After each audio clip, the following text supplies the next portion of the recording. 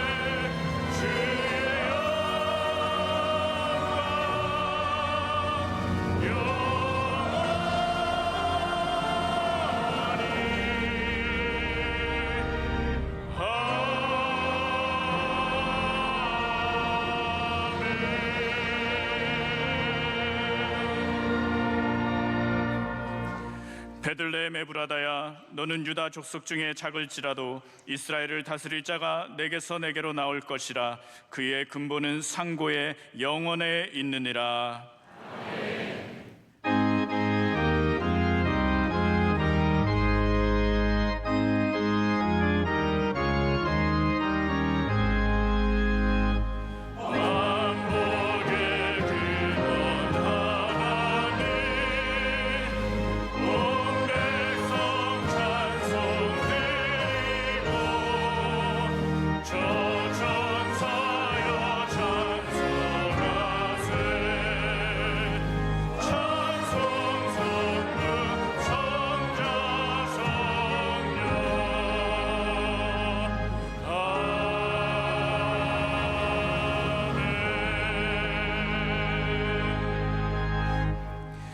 예수께서 이르시되 내가 곧 길이요 진리요 생명이니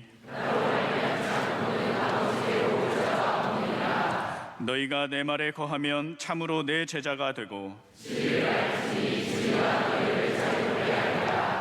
우리 주 예수 그리스도로 말미암아 그러므로 내 사랑하는 형제들아, 견실하며 흔들리지 말고 항상 주의 일에 더욱 힘쓰는 자들이 되라. 아멘. 이 시간 하나님 앞에 감사와 참회의 기도를 조용히 올려드리겠습니다.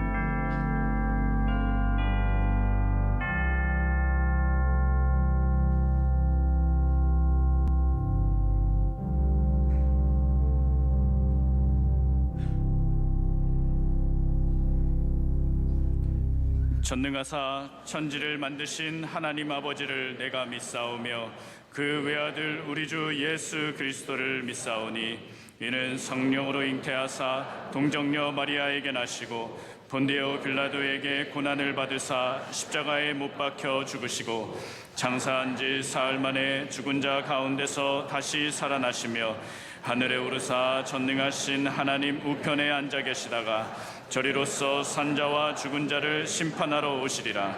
성령을 믿사오며 거룩한 공예와 성도가 서로 교통하는 것과 죄를 사하여 주시는 것과 몸이 다시 사는 것과 영원히 사는 것을 믿사옵나이다. 아멘.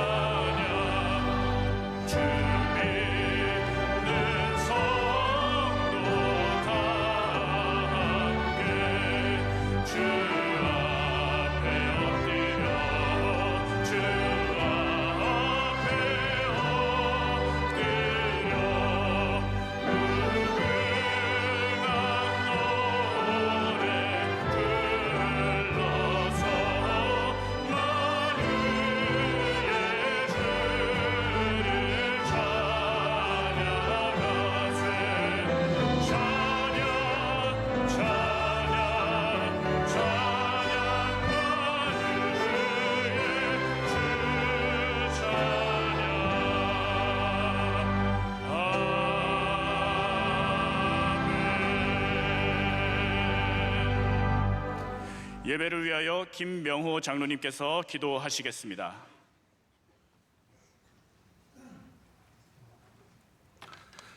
하나님 아버지, 거룩하고 복된 주의 날 우리를 주님의 몸된 성전으로 인도해 주신 은혜 감사드립니다. 주님, 이 시간 지난 한 주간의 연약함과 죄를 주님의 보혈로 깨끗하게 씻어 주시옵시고 새로운 마음으로 주님의 은혜를 사모하게 하여 주시옵소서. 대림절 셋째 주입니다. 경건한 삶을 살며 다시 오실 주님을 기다리며 이웃을 돌아보는 은혜를 내리어 주시옵소서.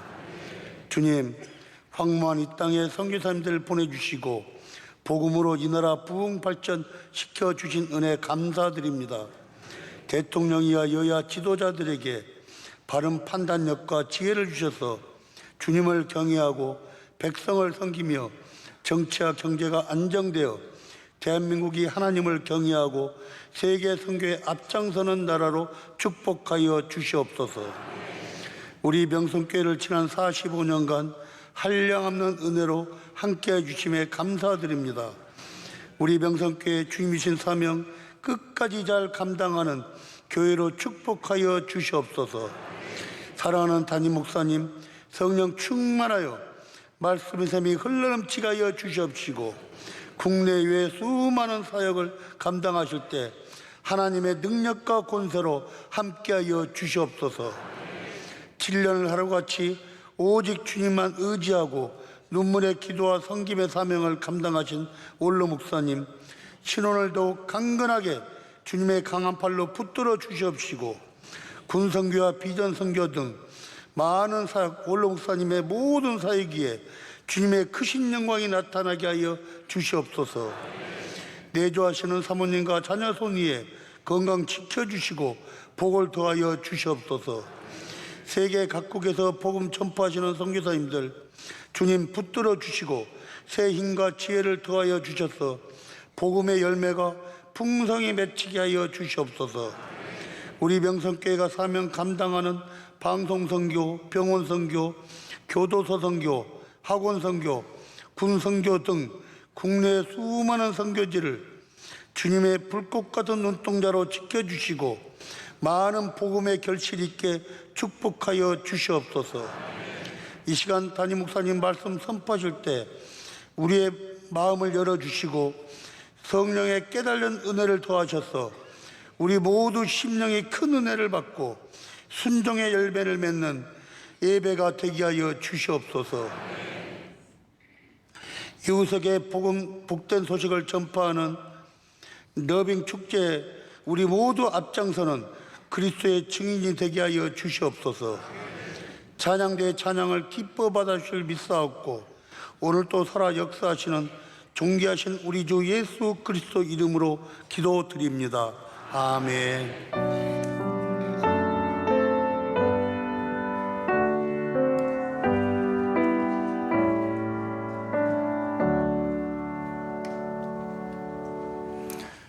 오늘 우리에게 주시는 하나님의 말씀은 신약 성경 고린도전서 15장 29절로 32절 말씀입니다.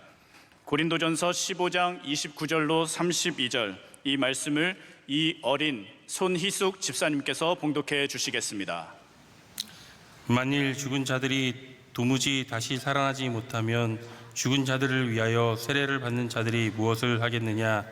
어찌하여 그들을 위하여 세례를 받느냐? 또 어찌하여 우리가 언제나 위험을 무릅쓰리요? 형제들아, 내가 그리스도 예수 우리 주 안에서 가진 바 너희에 대한 나의 자랑을 두고 단언하노니 나는 날마다 죽노라. 내가 사람의 방법으로 에베소에서 맹수와 더불어 싸웠다면 내게 무슨 유익이 있으리요? 죽은 자가 다시 살아나지 못하면 내일 죽을 터이니 먹고 마시자 하리라. 아멘. 담임 목사님께서 교회 소식을 전해 주시겠습니다.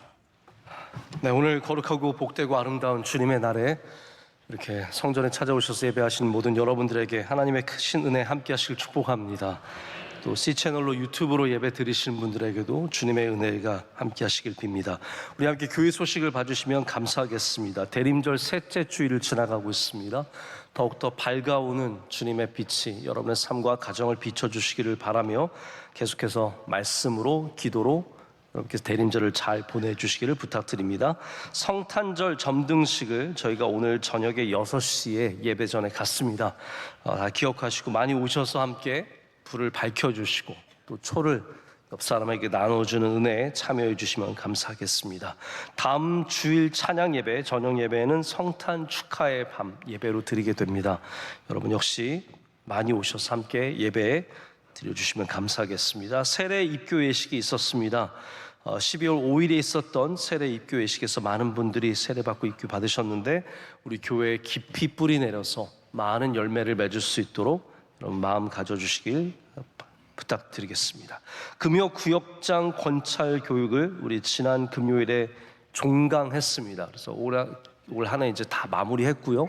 남아있는 방학 동안에 여러분께서 더욱더 계속해서 기도로 예배로 잘 참여해 주시길 부탁드립니다. 아가페 유스콰이어에서 송년 음악회를 갔습니다. 날짜와 장소 확인해 주시기를 바랍니다. 글로리아 센터에서 성탄절 행사 여러 가지 프로그램을 갖고 있는데 가족 영화관에서 영화도 상영하고 또 원데이 클래스를 운영합니다. 여러분께서 주보를 참고하시고 혹시 참여하고 싶은 프로그램이 있으면 신청해 주시면 감사하겠습니다. 명성 다윗 아카데미에서 신입생을 모집하고 있습니다. 자녀들 많이 신청해 주시고요.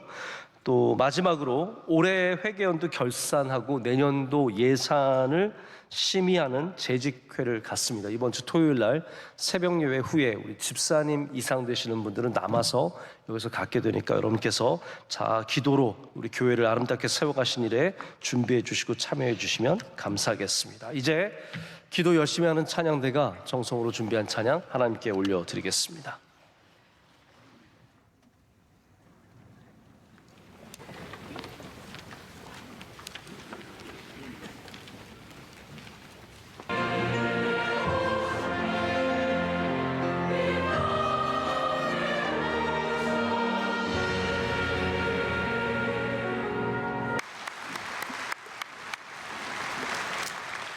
이제 말씀으로 은혜 받는 시간입니다. 담임 목사님께서 예수님 방향 제아의 말씀 전해주실 때 큰 은혜의 시간이 될 줄 믿습니다. 연말에 우리 굉장히 분주한 가운데 있습니다. 여러 일들도 있고 만나야 할 사람들도 있고 또 연말까지 마무리해야 되는 많은 일들이 있지만 그중 가운데 우리가 꼭 기억하기를 원하는 것은 길을 잃지 않고 방향을 잃지 않고 우리의 삶의 중요한 것들을 놓치지 않는 것이 아닐까 생각해 보게 됩니다. 요즘 혹시 여러분 길 잃어버린 사람 보신 적 있으십니까? 아마 거의 길 잃어버린 사람 보신 적 없으실 겁니다. 저 예전만 해도 어디를 가면 길을 꼭 물어보게 되는 일들이 있었습니다. 어디를 어떻게 갑니까? 이렇게 물어보면 친절하게 길을 가르쳐 주신 분들이 항상 있었던 기억이 있는데 요즘에는 다 내비게이션이 있기 때문에 핸드폰만 키면 웬만큼 다 알기 때문에 길을 잘 묻지 않게 되는 것 같습니다. 제가 처음으로 일본에 갔던 게 93년도 대학교 때인 것 같은데 그때 가서 저희를 이렇게 돌봐주시는 동경에 계신 목사님께서 차에 태워서 어디를 가시는데 차에 탄 다음에 앞에 스크린이 있는데 거기다 뭐를 이렇게 넣더니 그게 길을 가르쳐 주는 거예요. 그때 저는 충격을 받았습니다. 그게 이제 나중에 알고 보니까 내비게이션이었던 겁니다. 93년도에 이미 일본은 다 흔하게 쓰고 있었고 한 5년 정도 지나니까 우리나라도 서서히 들어오기 시작해서 그 다음에 보편적으로 웬만한 차들은 다 갖게 되었습니다.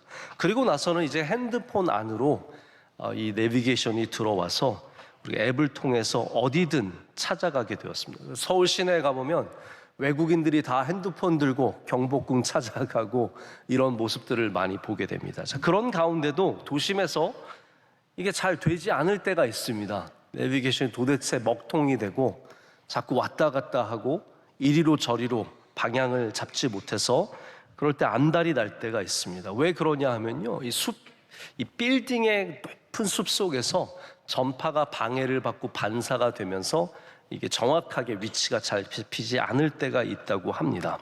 우리 인생에도 그런 것 같습니다. 우리의 이 고난의 숲이 높아질 때, 우리의 삶의 문제의 숲이 깊어질 때, 각자의 욕망의 숲과 근심과 걱정과 슬픔의 숲이 빼곡히 가득 찬 곳에서 우리도 여전히 이 시대에도 길을 잃어버린다는 말입니다. 우리 길을 잃어버릴 때 그리스도인들이 가져야 하는 자세가 무엇입니까? 여러분, 길을 잃어버리면 이것만 기억하시면 됩니다. 예수님의 방향대로 가기만 하면 된다.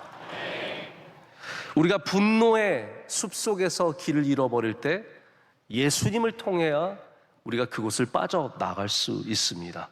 괴롭고 슬프고 어렵고 실망스럽고 이러한 깊은 숲속을 빠져나올 수 있는 유일한 방법은 우리의 본능과 우리의 지혜와 우리의 경험이 아니라 우리는 그것이 바로 예수 그리스도라는 사실을 기억해야 합니다. 그래서 이 연말에 복잡하고 이 혼란한 길을 걷는 우리 가운데 다시 한번 우리의 방향이 예수 그리스도이심을 기억하시고 다시 예수님을 통해서 여러분의 방향을 찾고 길을 찾는 은혜가 있으시길 축복합니다. 특별히 한 해를 마무리하면서 이 말씀을 통해서 우리의 방향을 점검하는 것이 꼭 필요하다는 생각을 해봅니다. 어쩌면 우리 인생에 열심히 사는 것도 참 중요한 것 같습니다. 성실하게, 근면하게, 남들보다 조금 더 땀 흘리고 남들보다 더 수고하면서 살아가는 것도 정말로 중요하겠지만, 만약에 방향을 돌아보지 않고 열심으로만 살았다면, 우리 그렇게 할 수 있잖아요. 하나님, 저 열심히 살았는데 왜 이렇습니까? 저 남들보다 수고했는데 왜 이렇습니까? 라고 물어보기 전에 우리가 지금 가고 있는 방향이 하나님께서 기뻐하시는 방향인지, 이것이 바로 예수 그리스도의 방향인지 먼저 그것부터 체크를 해야 합니다. 오늘 말씀은 그 방향을 잡는 중요한 표현을 우리에게 가르쳐주고 있습니다. 그것이 뭐냐면 바로 나는 날마다 죽노라입니다. 여러분, 죽기 싫으시겠지만 한번 따라해 볼까요? 나는 날마다 죽노라. 이게 바로 나를 부인하고 나를 내려놓고 예수님의 길을 쫓아가는 사람의 신앙적인 고백입니다. 오늘 말씀은 우리가 흔히 부활장이라고 하는 고린도전서 15장에 위치하고 있습니다. 고린도전서에는 별명을 가진 장들이 있습니다. 12장은 우리가 은사장이라고 부르고요, 13장은 잘 아시다시피 사랑장이라고 부릅니다. 15장은 부활장이라고 부르는, 부활에 대해서 성경 가운데서 가장 상세하고 많은 내용을 다루는 장이 오늘 본문이 나오는 15장입니다. 특별히 여기서 바울은 예수님의 죽으심이 얼마나 참된 죽으심인지, 예수님의 부활이 얼마나 실제적인 부활인지를 강조하면서, 그렇기 때문에 나도 죽는 척하는 게 아니라, 말로만 죽는다는 것이 아니라 정말로 날마다 죽노라라고 고백하고 있습니다. I die daily. 내가 매일같이 날마다 죽노라라는 이 고백이 무엇이겠습니까? 내가 살아가던 삶의 방향이 내가 열심히 살아가는 것, 그것만으로 만족하지 않겠다는 거죠. 나를 내려놓고 나의 생각과 나의 가치와 나의 모든 기준들을 내려놓고 주님께서 이끄시는 방향대로 가겠노라고 하는 방향의 전환의 고백이 바로 이 나는 날마다 죽노라의 고백입니다. 우리가 이런 고백을 통해서 다시 한번 주님을 바라보지 않고 십자가를 바라보지 않고 예수 그리스도를 바라보지 않는다면 자연스럽게 우리의 방향은 틀어지게 되어 있습니다. 여러분, 본능을 따라가는 방향은 항상 틀릴 수밖에 없습니다. 여러분, 그런 얘기 들어보셨잖아요. 숲에서 길을 잃어버린 사람이 나는 쭉 바로 똑바로 걸어가고 있다고 생각하고 있지만 나중에 알고 보면 계속해서 원을 그리고 있습니다. 절대로 나의 본능만으로는 우리가 이 방향을 바로 알 수 없다는 겁니다. 오늘 말씀에 나는 날마다 죽노라에는 세 가지 요소가 있습니다. 나는이에요. 네가 날마다 죽어라가 아니라 나는, 내가 날마다 죽노라고. 날마다, 한 번이 아니라 날마다라는 것과 죽는다는 이 세 가지가 다 중요합니다. 여러분, 날마다라는 걸 한번 생각해 보시죠. 우리가 살아가기 위해서도 어떤 단 한 번의 무엇으로 살아갈 수 없음을 여러분 잘 아실 겁니다. 그냥 아침에 밥 한 끼 먹으면 사라지나요? 아닙니다. 점심이 되면 또 꾸르륵거리고 갑자기 힘이 빠지고 점심 드셔야 됩니다. 저녁도 먹어야 합니다. 물을 마셔야 합니다. 아침에 1리터 한번 콕 들이키고 나면 종일 혹은 몇 주일 쭉 가십니까? 아닙니다. 우리 때마다 시마다 물을 마시고 보충을 해야 합니다. 잠을 자야 합니다. 오늘 10시간 잤다고 해서 내일은 안 자도 되고 그런 거 아닙니다. 날마다 자야 합니다. 여러분 보시면 살아가기 위해서도 날마다 해야 하는 것들이 있습니다. 죽는 것도 마찬가지라고 생각합니다. 죽는 것이 내가 한 번 무엇을 양보하고 한 번 용서하고 한 번 나를 내려놓는, 그것이 우리 죽음의 끝이 아니라는 거죠.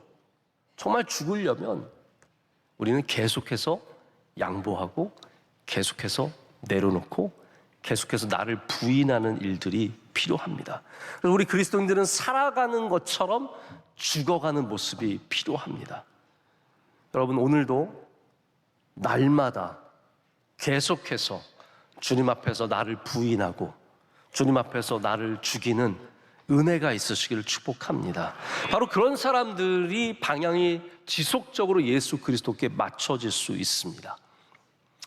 우리 인생에 많은 것들이 우리를 변하게 합니다. 사람들은 잘 변하는 존재입니다. 우리 성경을 보면은 다 변해요. 예수님 잘 믿었다가 변하고, 하나님 잘 믿었다 변하고, 배반하고 떠나고, 이런 변하는 모습들이 많이 나옵니다. 당연하죠. 물질을 많이 벌면 변합니다. 유명해지면 변합니다. 세상에서 잘 나가면 변합니다. 안 변하는 거 없습니다. 우리 육신도 점점 후패해집니다. 다 변합니다. 어떤 분이 저를 오랜만에 만나셨어요. 목사님, 한 10년 만에 만난 것 같아요. 목사님, 하나도 안 변하셨어요. 그래서 새빨간 거짓말이죠. 제가 얼마나 많이 변했는데요. 제가 얼마나 많이 변했냐면요, 3년 전 사진만 봐도 파릇파릇합니다. 10년 전 사진은요, 파릇파릇하다 못해 애껴요. 어머나, 요런 애가 어떻게 목회를 했어? 그런 생각이 들 정도로 너무 귀여운 거예요. 제가 저를 보면서요, 주관적으로 말씀을 드리는 겁니다. 변합니다. 사람은 다 안 변하는 사람이 어디 있습니까? 우리의 육신은 다 후패해집니다. 근데 중요한 건 뭐냐면, 제가 일주일 동안 계속해서 좀 마음에 두고 묵상하는 영적인 내용이 뭐가 있었냐면, 예전에 중요했던 것이 여전히 나에게 지금도 중요한가라는 것이었습니다. 그래서 제가 이거 우리 금요구역장 공부 때도 잠깐 말씀을 드렸지 않습니까? 예전에 나의 삶에 예배가 중요했는데 그것이 지금도 중요한가? 예전에 내가 말씀 있는 거 참 귀하게 여겼는데 그것이 지금도 중요한가? 그러니까 신앙이라는 것은 하나님 앞에서 중요한 것이 변하지 않는 것입니다. 성경을 보면은 변하지 않는 중요한 요소들이 분명히 존재합니다. 하나님의 은혜가 변하지 않습니다. 하나님의 사랑이 변하지 않습니다. 그래서 우리 사람들이 갖는 우리 기독교인들이 가지는 가장 큰 착각이 뭐냐면, 내가 죄를 지면 하나님이 나를 이제 사랑하지 않으실 것 같은 착각입니다. 여러분, 하나님의 사랑은 변하지 않습니다. 하나님의 은혜는 변하지 않는 능력이 있습니다. 그래서 우리가 그리스도를 향한 나의 헌신과 나의 사랑과 나의 방향이 변하지 않는, 이게 바로 승리하는 신앙인데, 바울이 바로 그런 사람이라는 거예요. 왜 바울이 예수 그리스도를 향한 복음을 갖고 나아가면서 변할 수 있는 요소들이 얼마나 많았겠습니까? 그는 고난을 당했고 아픔을 얻었고 배반을 당했고, 그럼 배반 한 번만 당해도 교회 완전히 떠나는 사람들이 얼마나 많은데요. 수많은 배반을 당하고 별의별 일들을 겪고 강도를 만나고 매를 맞고 파선을 당하고 끊임없이 고난을 당하는 가운데도 바울이 변질되지 않고, 높아질 때도 낮아질 때도, 부할 때도 궁핍할 때도 그가 일체의 비결을 가진 것은 날마다 나는 죽노라의 마음으로 예수 그리스도의 십자가의 방향으로 나갔기 때문입니다. 이 죽음이라는 것이, 참된 죽음이라는 것이 참 중요한 것 같습니다. 부활장에서 우리 성경이 중요하게 다루고 있는 이야기는 예수님의 죽으심이 진짜다, 참되다입니다. 학자들이 말하는 것처럼 예수님은 죽은 적 없다, 예수님 부활한 적 없다, 이런 게 아니라, 지금 이 고린도전서 15장은 예수님의 부활이 얼마나 실존적이며 실제적인 부활인가를 다루고 있습니다. 그래서 14절에 바울이 뭐라고 말하냐면요, 그리스도께서 만일 다시 살아나지 못하셨으면 우리가 전파하는 것도 헛것이요 또 너희 믿음도 헛것이다 라고 얘기를 합니다. 이게 무슨 말입니까, 여러분? 예수님께서 만약에 십자가에 달려 죽으신 사건이 참된 사건이 아니라 우리가 만들어낸 사건이라면 우리가 전하는 이 복음 다 헛거라는 거예요. 예수님의 죽으심이 없었다면 여러분, 우리가 지금 예배 드리는 거 다 쓸데없는 일입니다. 뭐하러 이렇게 힘들게 모여서 예배드립니까? 추워가지고 미끄러질랑 말랑하는 길을 힘들게 걸어와서 뭐하러 이렇게 힘들게 예배드립니까? 이거 다 헛거라는 거예요. 예수님의 죽으심과 부활하심이 실제이기 때문에 여기 능력이 있는 것이지, 그게 실제가 아니면 우린 다 헛되고 헛된 일들을, 인간이 만들어낸 일들을 한다는 말입니다. 초대교회의 가장 큰 이단을 영지주의라고 합니다. Gnosticism인데, 이 영지주의는 어떠한 사상이냐면 이원론적인 사상이에요. 이거 뭐 굉장히 어려운 얘기지만 간단하게 말하자면 이 이원론적인 사상은 어떤 사상이냐면, 영은 선하고 영은 거룩하고 육신은 악하고 육신은 문제가 있다는 사상입니다. 자, 그렇기 때문에 어떻게 생각했냐 면, 하나님께서 인간으로 오셨다면, 이제 영지주의가 예수님을 안 믿는 사람들 아닙니다. 예수님 믿지만 어떤 방식으로 믿었냐면, 하나님이 인간으로 오셨다면 영이, 거룩하신 영이, 선하신 영이 어떻게 악한 육신을 입고 이 땅에 올 수 있냐라는 거예요. 자, 이거 이해가 되세요? 안 되시면 어쩔 수 없습니다. 네.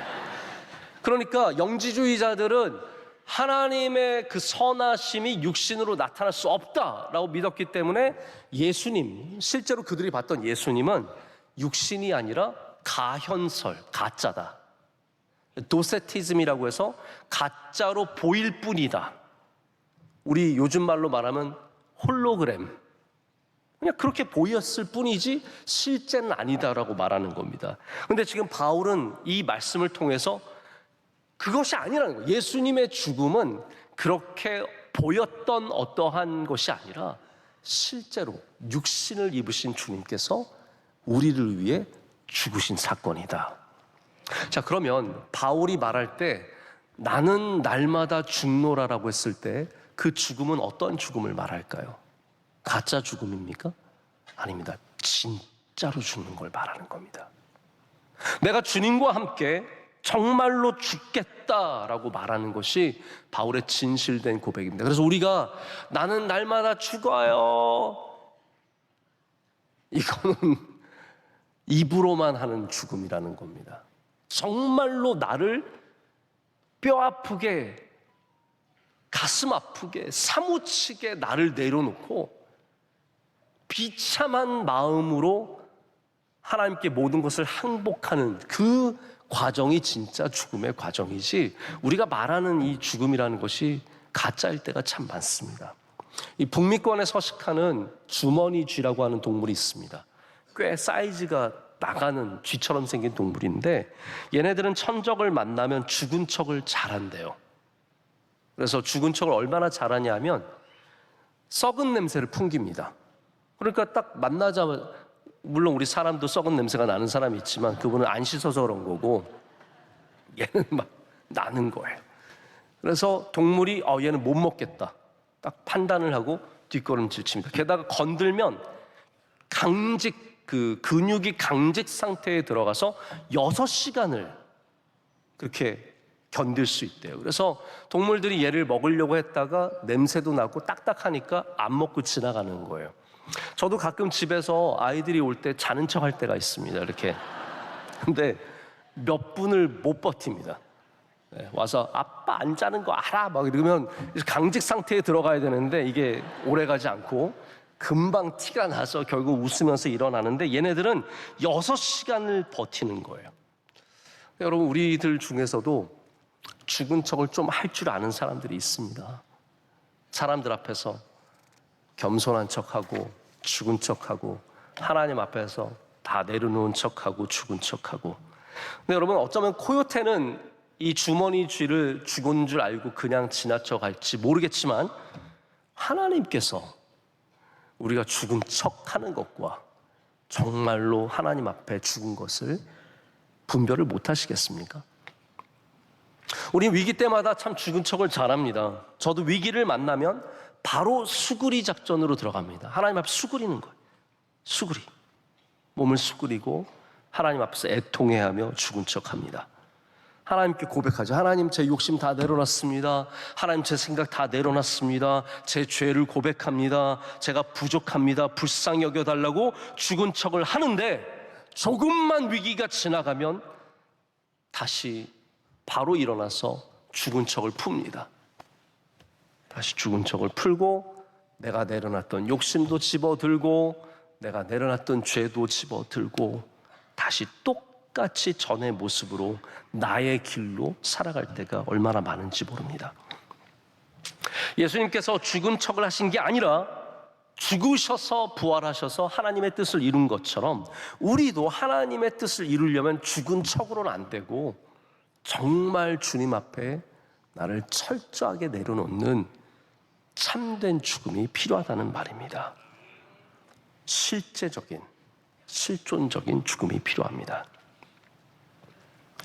1929년에 미국 LA에서 미국 대학 풋볼, 대학 미식축구 결승전이 열렸습니다. 로즈볼이라고 하는 아주 유명한 대회죠. 여기서 UCLA 팀과 다른 학교 팀이 붙었는데 UCLA에는 당시에 최고의 선수 중에 하나였던 로이 리걸스라고 하는 선수가 있었습니다. 이 선수는 어느 선수보다도 빠르고 강한 선수였습니다. 미식축구의 한 룰 중에 하나가 뭐냐면요.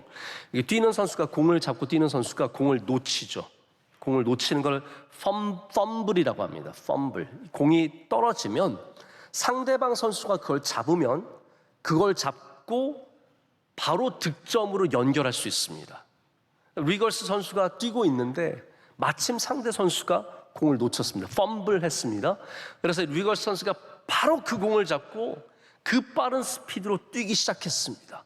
열광하는 거예요. 열광. 근데 그 열광 소리가 자세히 들어보면 열광이 아니라 NO 하는 거예요. 왜 그러냐면 이 선수가 뛰는데 상대편으로 뛰어가야 하는데 자기 편으로 뛰어갔습니다. 승리를 향한 방향이 아니라 패배를 향한 방향이 되었고 결국은 1점 차로 이 팀이 지고 말았습니다. 그럼 방향이 잘못되면 우리의 최선의 노력이 최악의 결과가 될 수 있다는 사실을 기억해야 합니다. 이 리걸스라고 하는 선수가 게으른 선수도 아니고 정말 뛰어난 선수였고 성실한 선수였고 팀을 사랑하는 아주 열심히 뛰었던 선수입니다. 하지만 그 열심히 팀을 살리지 못한 이유는 그가 본능은 갖고 있었지만 방향을 알지 못했기 때문입니다. 열심히 사는데, 여러분 다 그렇잖아요. 우리 열심히 사는데 남들보다 힘들게 사는데 우리가 어디로 가고 있는지 모를 때, 목적이 흐릿할 때 바쁘게 달리지만 여전히 우리의 삶의 열매가 맺히지 않는 일들이 생긴다는 말입니다. 유명하신 A.W. 토저라고 하는 목사님이 쓰신 예수 방향이라고 하는 책이 있습니다. 오늘 제목이 예수님 방향인 것은 제가 이 책의 제목을 너무나 귀하게 여겼기 때문입니다. 이분이 미국의 얼라이언스라고 하는 교단에 속해 있으셨는데 그 교단의 선교 잡지에 글을 한 20년간 쓰셨고 그 글을 모아서 The Set of the Sail이라고 하는 제목의 한 쌍의 돛인데 우리말로는 예수 방향이라는 거하고 제목을 해서 책을 쓰셨습니다. 근데 이 책의 내용이 우리가 요즘 많이 말하는 속도보다 방향이라고 하는 주제를 갖고 있습니다. 여기 토저 목사님은 우리의 삶의 방향이 너무너무 중요하기 때문에 우리가 예수님을 절대적인 방향으로 삼으면 우리 삶에 심지어 일어나고 있는 수많은 어렵고 고통스러운 바람조차도 우리를 바른 방향으로 인도할 것이다 라고 말합니다. 자, 한번 생각을 해보십시오. 돛을 피고 나가는 배가 있습니다. 그런데 그 배가 내가 원하는 방향으로만 바람이 불어야 나아갑니까? 그렇지 않습니다. 돛을 핀 배는 어느 방향에서 바람이 불어도 그 돛을 움직여서 내가 가고자 하는 방향으로 가게 됩니다. 여러분, 바람은 엔진이 발명되기 전까지 가장 절대적인 힘을 가졌던 에너지원입니다. 그 바람으로 배가 다녔고 노를 져서 가는 배는 얼마 가지 못한, 다 바람으로 가는 겁니다. 지금도 그 바람이 이 엔진의 시대에도 여전히 우리 사이에 불고 있습니다. 바람이 붑니다. 근데 중요한 것은 그 바람에 어떤 바람이 불든지 예수 그리스도의 돛을 피면 여러분이 그 바람을 통해서 여러분의 방향을 잡으실 수 있다는 겁니다. 우리나라도 바람이 좀 붑니다. 우리나라에서 바람이 제일 많이 부는 곳이 어딘지 아십니까? 제주도라고 얘기를 많이 합니다. 삼다 해가지고 제주도는 바람이 많이 붑니다. 저도 이번 금요일에 잠시 제주도 다녀왔는데 바람이 확실히 거기는 많이 붑니다. 우리나라에서 제일 바람이 귀엽게 부는 데는 어딘지 아십니까? 분당이라고 합니다.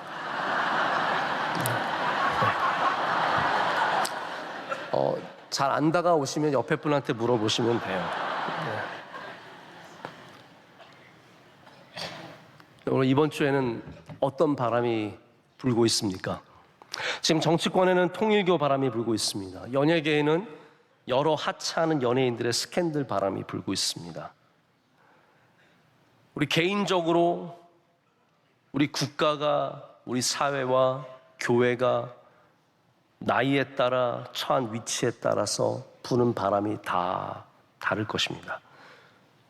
그러나 어떤 바람이 불지라도 우리가 예수 그리스도라고 하는 분명한 돛을 갖고 있다면 우리는 그 믿음의 돛이 우리를 그 방향으로 반드시 인도할 것을 믿습니다. 그래서 여러분 믿음의 돛을 펼치셔야 합니다. 궁극적으로 그래서 우리를 죽이는 바람은 없습니다.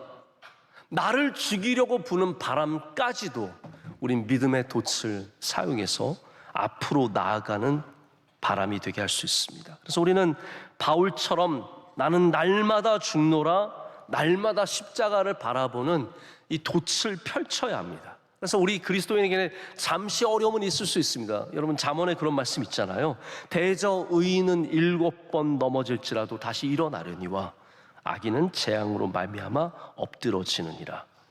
여러분 다시 그 돛을 펼치고 앞으로 나가시기를 축복합니다. 제가 말씀을 이제 정리하고 맺고자 합니다. 다들 버킷리스트라고 하는 뭔가 하시고 싶어하는 아마 그런 위시리스트들이 다 있으실 거라고 생각을 합니다. 저는 별로 이렇게 크게 하고 싶은 게 없습니다. 어디 가고 싶다, 뭘 먹고 싶다, 뭘 갖고 싶다, 하고 싶다 하는 게 별로 없지만 제가 아주 예전부터 한번 꼭 해보면 좋겠다라고 생각하는 것이 뭐냐면 까미노 데 산티아고를 걷는 것입니다. 잘 아시죠, 여러분? 아마 걸어보신 분들도 계실 거예요. 우리 교회 가끔 들어보면 권사님이 며칠 걸으셨다, 집사님 며칠 걸으셨다는 얘기를 듣습니다. 부럽습니다. 네. 마음 같아서는 한 달 정도 걸으면 좋겠지만 저를 그렇게 안 보내주실 걸 제가 잘 알기 때문에 기회가 된다면 딱 한번 일주일이라도 걸어보면 좋겠다는 생각을 갖습니다. 이 까미노 데 산티아고는 스페인을 중심으로 성 야고보의 무덤으로 가는 길이 연결되어 있는 그러한 길입니다. 다양한 국가에서 출발하고 성 야고보의 무덤으로 향합니다.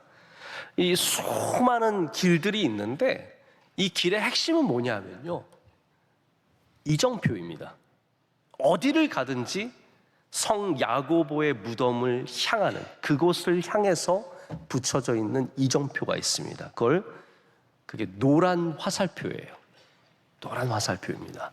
제가 한번 인터넷에서 그 사진들을 찾아봤습니다. 한번 보실까요? 이렇게 노란 화살표가 되어 있습니다. 그럼 저기를 따라가는 거예요. 다음 사진요. 네, 저렇게 또 돼 있고 그 다음 사진요. 이렇게 또 돼 있습니다. 똑같은 표시도 아니에요. 노란 화살표가 있을 뿐이에요. 자, 노란 화살표가 있기 때문에 길을 가다가 내가 제대로 걷고 있나? 노란 화살표를 보면 맞는 거예요. 혹은 계속 보이지 않으면 다시 노란 화살표를 찾아서 가야 된다는 겁니다. 여러분, 바울이 얼마나 많은 도시를 다녔습니까? 그가 수많은 길을 걷고 수많은 도시를 다녔지만 그가 예수 그리스도라고 하는 길을 잃지 않은 것은 그가 가는 곳마다 그 이정표를 확인했기 때문입니다. 문화와 상황이 다르고 다른 사람들을 만나고 위협이 있는 수많은 곳에서, 제가 지난번에 밤빌리아, 지금 안탈리아라고 하는 지역에 갔을 때 그 산맥이, 타우루스라고 하는 산맥이 어마어마하게 크더라고요. 그 산맥을 가로질러 가는데 버스로 몇 시간을 지나갔습니다. 그 길을 바울이 지나간 거예요. 그 험난한 길을 바울이 지나갔는데 그가 수많은 실존적인 죽음의 경험을 하면서 그 가운데 길을 잃지 않았던 것은 끝까지 예수 그리스도라고 하는 이정표를 놓치지 않았기 때문입니다. 자, 나중에 바울이 예루살렘으로 갑니다. 예루살렘으로 갈 때 얼마나 많은 사람들이 말렸는지 모릅니다. 뭐 예언자, 선지자들이 제가 꿈을 꿨는데 바울 당신 거기를 가면 결박을 당하고 감옥에 들어가고 죽습니다. 실제로 앞으로 일어날 일들을 예언해 줬습니다. 많은 제자들이 말립니다. 예루살렘으로 가지 말라고. 그런데 바울이 다 뿌리치고 예루살렘으로 갑니다. 바울이 왜 갔을까요? 뭐 유명해지기 위해서? 더 큰 교회를 세우기 위해서? 아닙니다. 바울이 본 건 딱 하나예요. 예수 그리스도의 이정표. 노란 화살표가 있었기 때문에 그가 예루살렘으로 간 것이지 다른 걸 쫓아간 게 아닙니다. 나중에 로마로 간 것도 그가 끝까지 가는 모든 길에는 결국은 노란 화살표가 있었다는 말입니다. 여러분, 지금 여러분의 길에 노란 화살표가 있으십니까? 유명해지고 돈 벌고 건강하고 행복하고 기쁘고 좋은데 혹시 거기에 노란 화살표가 없는 것은 아닙니까? 우리가 남들보다 더 잘 되는 것이 이정표인 줄 알고 살아가는 사람들이 있습니다. 저 사람보다 잘 돼야 돼. 내가 인정받는 것이 이정표인 줄 알고 살아가는 사람들이 있습니다. 아, 나 인정받아야 돼. 그게 삶의 목적이에요. 그것만 쫓아갑니다. 돈을 많이 버는 것, 더 큰 아파트에 사는 것, 더 편하게 사는 것, 더 쾌락을 누리며 사는 것. 우리 이정표는 다 다를 수 있습니다. 근데 그것만 바라보고 걸어가다 보면 어느새 우리가 전혀 잘못된 곳에 서 있는 것을 발견하게 됩니다. 올 연말에 다시 한번 여러분의 길에서 노란 화살표를 찾으시길 축복합니다.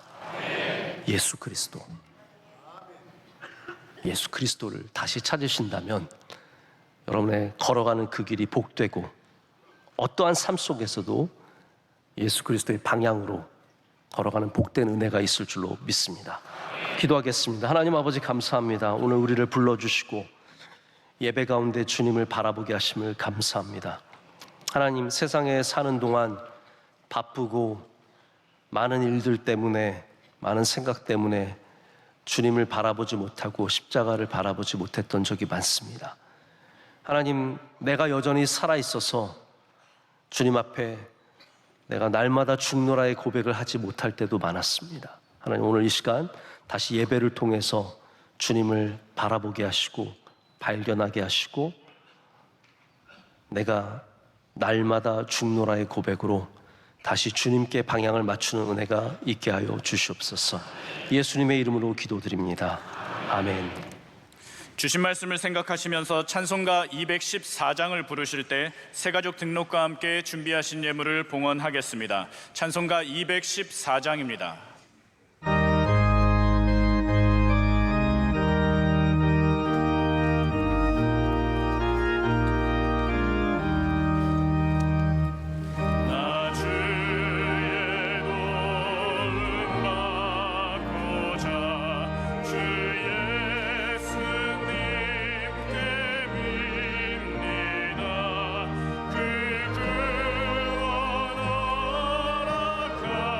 Jesus.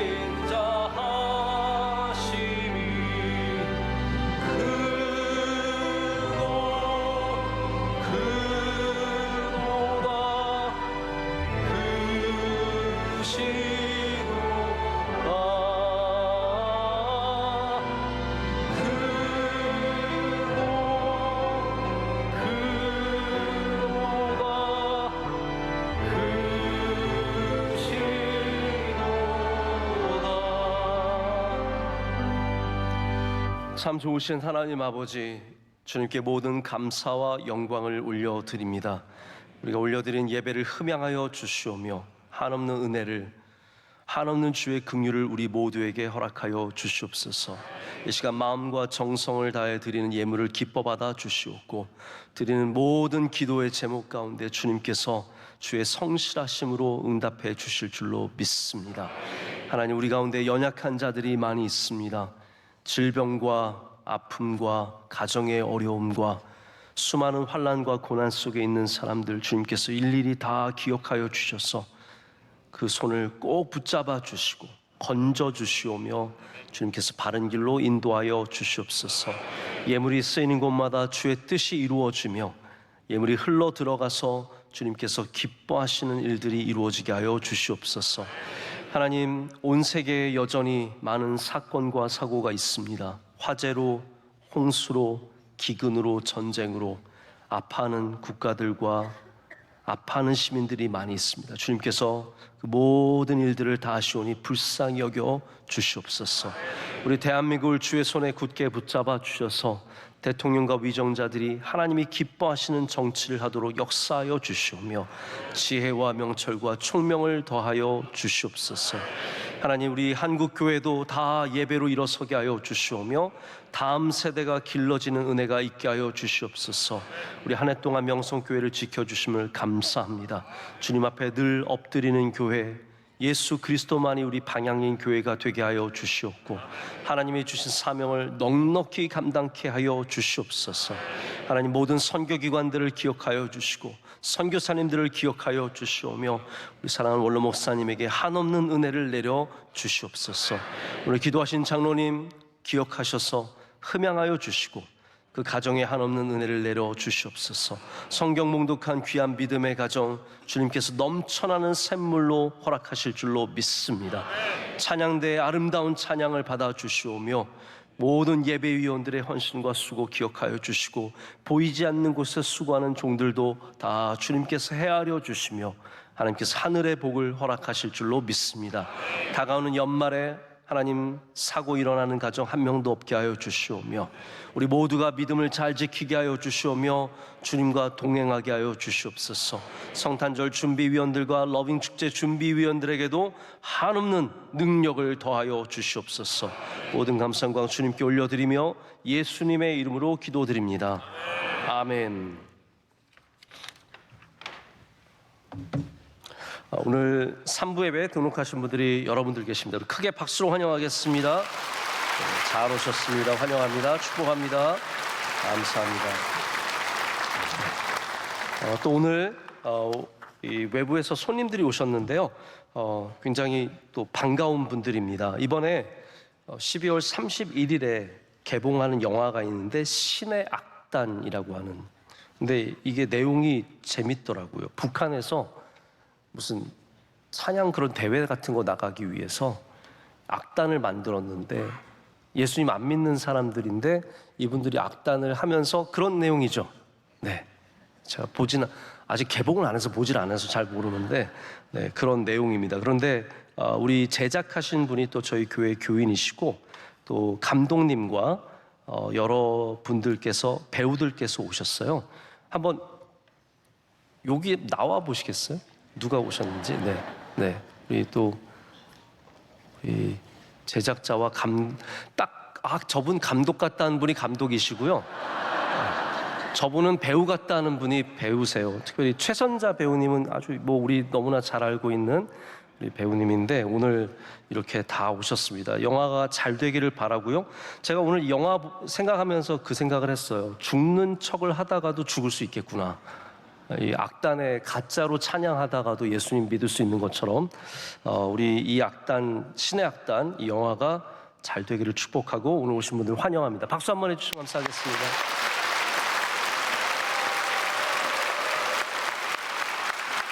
네, 감사합니다. 네. 불편하시니까 자리로 들어가셔도 되겠습니다. 네. 오늘 찬양대 은혜 많이 받았습니다. 박수로 축복하겠습니다. 사랑합니다. 축복합니다.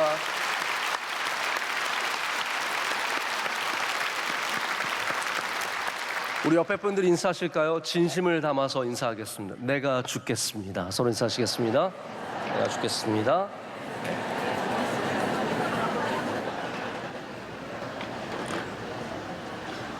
오늘 저녁에 저녁 예배 전에 6시에 점등식이 있습니다. 함께 오셔서 불을 밝히는 일에 다 함께 참여해 주시길 부탁드리고, 우리 대림절 기간에 더욱더 주님과 가까이 하시면서 우리 성탄을 기쁨으로 기다리는 은혜가 있었으면 좋겠습니다. 여러분 모든 가정에 기쁨과 감사가 충만하시길 축복합니다.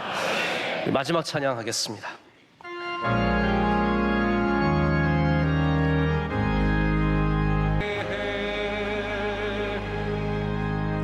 이제는 우리 주 예수 그리스도의 크신 은혜와 우리를 영원토록 사랑하시는 그 크신 하나님의 사랑과 성령님의 역사하심과 인도하심과 예수 그리스도의 이정표를 발견하게 하시는 역사하심이 오늘 주의 말씀을 듣고 우리의 삶을 향해서 주님을 붙잡고 나아가는 모든 사랑하시는 성도들과 그 귀한 가정과 복된 일터 가운데 이제로부터 영원토록 함께 하시기를 간절히 축원하옵나이다. 아멘.